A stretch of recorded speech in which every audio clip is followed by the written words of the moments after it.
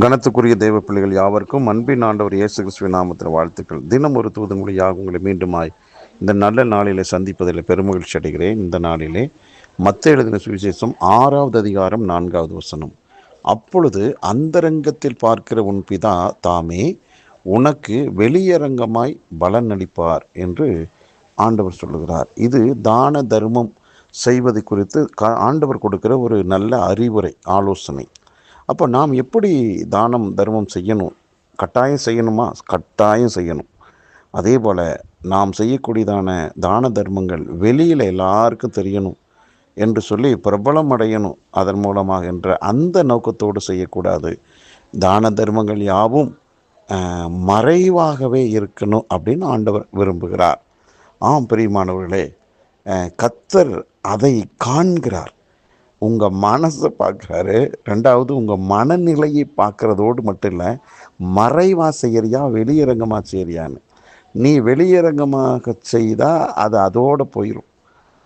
மறைமுகமாக யாருக்கும் தெரியாமல், விளம்பரமே இல்லாமல், ஆண்டவர் நாம மகிமைக்காக ஏழை எளிய ஜனங்களுக்கு, திக்கற்றவர்களுக்கு, விதவைகளுக்கு, கைவிடப்பட்டவர்களுக்கு, நோயாளிகளுக்கு, இப்படி எந்தெந்த விதத்திலெல்லாம் பாதிக்கப்பட்ட மக்கள் இருக்கிறார்களோ, ஏதோ ஒரு உணவு மட்டும் அல்லாமல் பல உதவிகள்.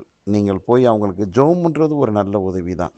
இப்படி எந்த விதத்திலையும் ஆவிக்குரியதான உதவியாக இருக்கட்டும், சரீர பிரகாரமாக பொருளாதார காரியங்களாக இருக்கட்டும், யாருக்குமே தெரியாமல் மறைமுகமாக நீங்கள் செய்யும்போது கவனித்து கொண்டிருக்கிற ஆண்டவர் எல்லாரும் பார்த்து உங்களை ஆச்சரியப்படுறதுக்கு வெளியரங்கமாக உங்களுக்கு அதற்குண்டான கைமாறு உதவியை அவர் செய்வார்.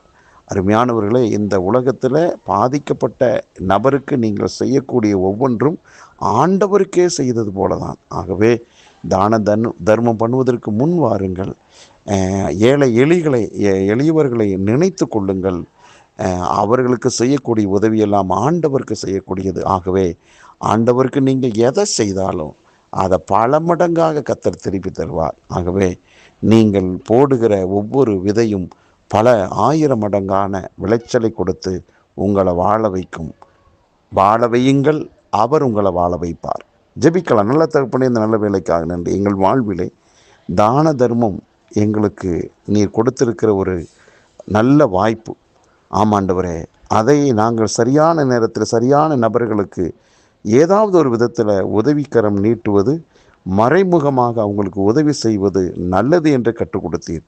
அதை ஆண்டவரே இந்த பிள்ளைகள் கேட்டு அதன்படி செய்து உங்கள் நாமத்தை மகிமைப்படுத்தட்டும். அவர்கள் வாழும் செழிக்கட்டும். இயேசு கிறிஸ்துவின் நாமத்தை ஜெபிக்க நல்ல பிதாவே. ஆமென், ஆமென்.